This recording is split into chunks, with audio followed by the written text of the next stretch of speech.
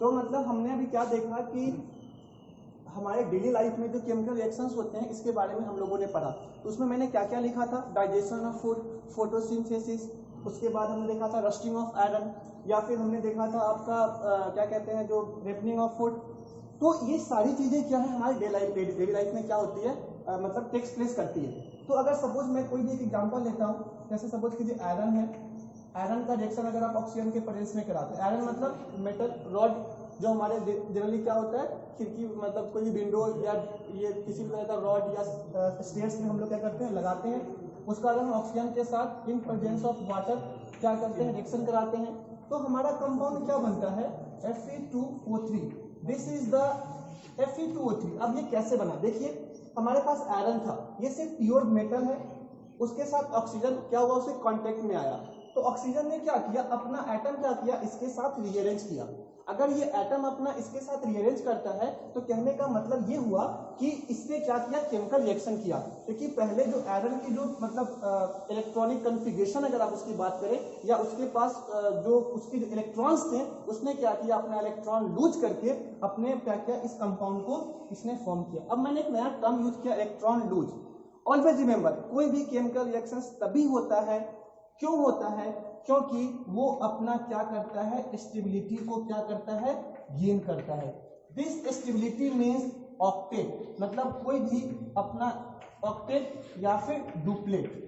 Duplet generally 5 तक के लिए हम यूज 3 तक के लिए जनरली यूज करते हैं। तो कोई भी एलिमेंट अपना क्या करता है स्टेबिलिटी या फिर नोबल गैस कॉन्फ़िगरेशन अटेन करने के लिए केमिकल रिएक्शंस में टेक पार्ट करता है। ये चीज हमेशा याद रखिएगा। कोई भी रिएक्शंस अगर आप देख लें जनरली आप देखेंगे हीलियम का रिएक्शंस आप नहीं देखेंगे, या फिर जेनन का रिएक्शन, जेनन का जनरली होता है, ये एक्सेप्शन आता है, नियॉन का रिएक्शन नहीं देखेंगे, बिकॉज ये दोनों क्या करते हैं अपना ऑक्टेट क्या कर रखे हैं पूरा कर रखा है, क्योंकि इसके आउटर मोस्ट में कितने इलेक्ट्रॉन है 8 है, नोबल गैस कॉन्फ़िगरेशन है, इसीलिए ये इनकी और इसकी क्या होता है रिएक्शंस केमिकल रिएक्शंस नहीं होते। तो सिंपली कि केमिकल रिएक्शंस होने के लिए उसका अपना ऑक्टेट या इलेक्ट्रॉनिक कॉन्फ़िगरेशन में 8 इलेक्ट्रॉन उसके आउटर मोस्ट में पूरा नहीं होना चाहिए, पहली चीज। दूसरी कि वो अपना एटम्स क्या करेगा रीअरेंज करेगा, कैसे रीअरेंज करेगा टू फुलफिल इट्स ऑक्टेट। और तीसरा क्या होता है new substance with new properties are form. तो ये 3-4 पॉइंट अगर केमिकल रिएक्शंस के बारे में पूछता है तो आप ये 3-4 पॉइंट आप क्या कर सकते हैं लिख सकते हैं। नेक्स्ट जो बहुत ही इंपॉर्टेंट है जो है आपका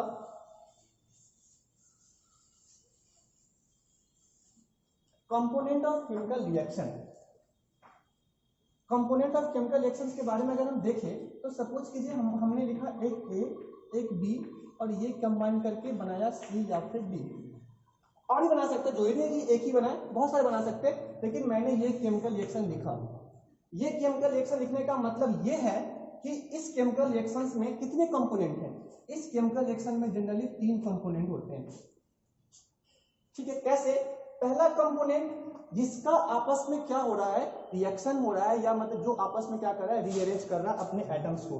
दूसरा ये एरो का बहुत ही इंपॉर्टेंट रोल होता है केमिकल रिएक्शन में, ये याद रखिएगा, आगे मैं इसके बारे में बताऊंगा अभी, बट ये याद रखिएगा। दूसरा कंपोनेंट होता है एरो और तीसरा कंपोनेंट होता है आपका प्रोडक्ट। क्या होता है? प्रोडक्ट।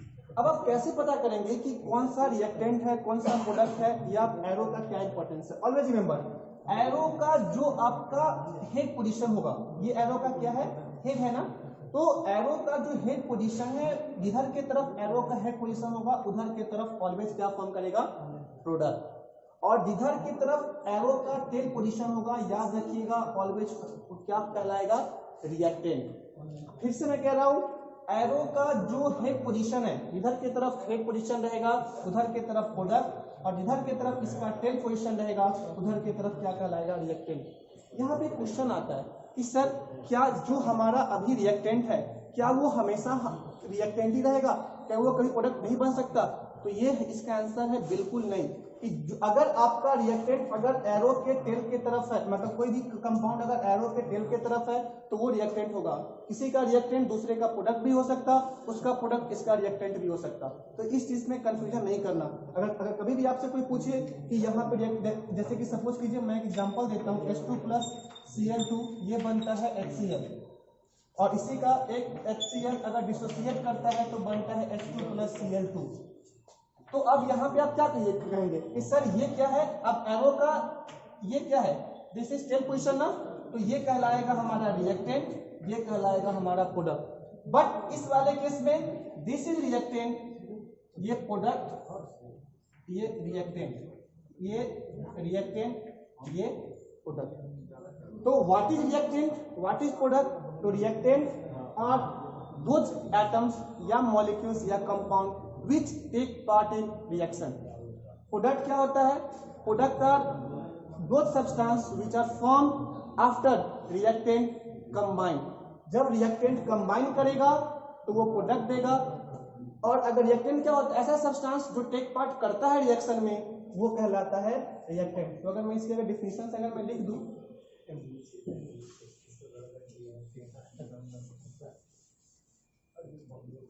तो reactant the substance which take part in chemical reaction। याद रखिएगा। और प्रोडक्ट क्या होता? प्रोडक्ट होता है the substance generally atom, molecules, ions कुछ भी हो सकते हैं। the substance which formed, the substance which formed after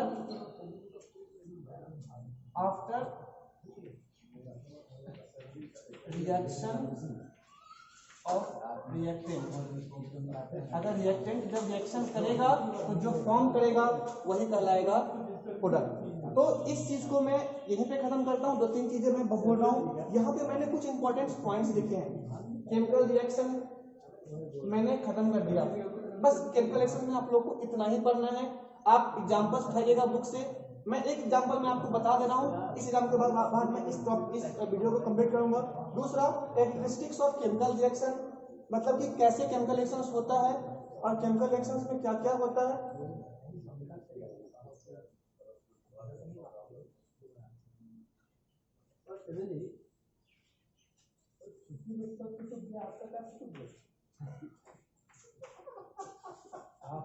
chemical reactions में मतलब कैरेक्टरिस्टिक्स ऑफ केमिकल रिएक्शंस, मतलब कैरेक्टरिस्टिक्स मतलब क्या क्या, कब कहेंगे कि केमिकल रिएक्शंस हुआ है, उसके बारे में देखेंगे। नेक्स्ट वीडियो में बताऊंगा मैं। केमिकल इक्वेशन क्या होता है, टाइप्स ऑफ केमिकल रिएक्शंस क्या क्या है, कोरोजन, रेंसिडिटी, कोरोजन क्या होता है, रेंसिडिटी क्या होता है, उसके बाद कुछ एक्सरसाइज क्वेश्चंस करेंगे। मैं एक एग्जांपल आपके सामने रख के जा रहा हूं और मैं कुछ क्वेश्चंस मैं आपके लिंक में डाल दूंगा, आप लोग उस क्वेश्चंस को करेंगे। एक एग्जांपल के साथ मैं इस वीडियो को कंप्लीट करता हूं। तो एग्जांपल ये है, सपोज कीजिए कि हम लोग जनरली जानते हैं, सपोज मैं एक एग्जांपल लेता हूं, मैग्नीशियम प्लस ऑक्सीजन। ये क्या बनता है? Magnesium oxide. मैंने आप लोग को सिखाया है कि मैग्नीशियम ऑक्सीजन कैसे कंबाइन करता है। मैंने अभी भी आपको बताया कि मैग्नीशियम क्या करना चाहता है। मैग्नीशियम की अगर हम इलेक्ट्रॉनिक कॉन्फ़िगरेशन देखेंगे 282, अगर हम ऑक्सीजन की देखेंगे 26, तो इसके पास 2 इलेक्ट्रॉन एक्स्ट्रा है, इसके पास 2 इलेक्ट्रॉन कम है। तो ये अपना 2 इलेक्ट्रॉन अगर इसे दे देता है, इसकी भी ऑक्टेट फिल्डअप, इसकी भी ऑक्टेट फिल्डअप, इसका मतलब मैग्नीशियम की वैलेंसी 2+, इसकी वैलेंसी 2-। उसके बाद क्या होता है? क्रिस क्रॉस करते हैं, ये कंपाउंड फॉर्म करता है। इसीलिए मैंने वीडियो के स्टार्टिंग में कहा था कि सबसे पहले आप चैप्टर क्लास 9 की चैप्टर 3 का कंपाउंड फॉर्मेशन अच्छे से देखेंगे, तभी जाकर के ये बनेगा। तो नेक्स्ट वीडियो में जब भी आप आएंगे एक बार उसका रिकॉल जरूर करेंगे। तो ये कंपाउंड क्या बन गया? मैग्नीशियम ऑक्साइड बन गया। तो और ये मैग्नीशियम ऑक्साइड बनने के बाद इसने क्या किया? अपना ऑक्टेट पूरा कर लिया, इसने अपना ऑक्टेट पूरा कर लिया। और यहाँ पे एटम का क्या हुआ है? रीअरेंजमेंट हुआ है ना। तो रीअरेंजमेंट ऑफ एटम, उसके बाद new substance with new properties are form, और यहाँ पे इसने अपना स्टेबल इलेक्ट्रॉनिक कॉन्फ़िगरेशन भी कर लिया। इसका मतलब यहाँ पे क्या होगा? केमिकल रिएक्शंस होंगे। ये चीज आप याद रखेंगे, इस चीज को आप करेंगे। और जितने भी, और इसमें रिएक्टेंट क्या होगा? This is reactant, this is product. तो ऐसे एग्जांपल्स आप ढूंढेंगे, आप वहां पता करेंगे कौन सा रिएक्टेंट है, कौन सा प्रोडक्ट है। इस चीज को आप कंप्लीट करेंगे। तो इस चीज को आप नोट्स के तौर पे इस 3-4 पॉइंट्स को लिखेंगे, एग्जांपल्स करेंगे। नेक्स्ट डे हम कैरेक्टरिस्टिक्स और केमिकल इक्वेशंस के बारे में डिस्कस करेंगे। Thank you.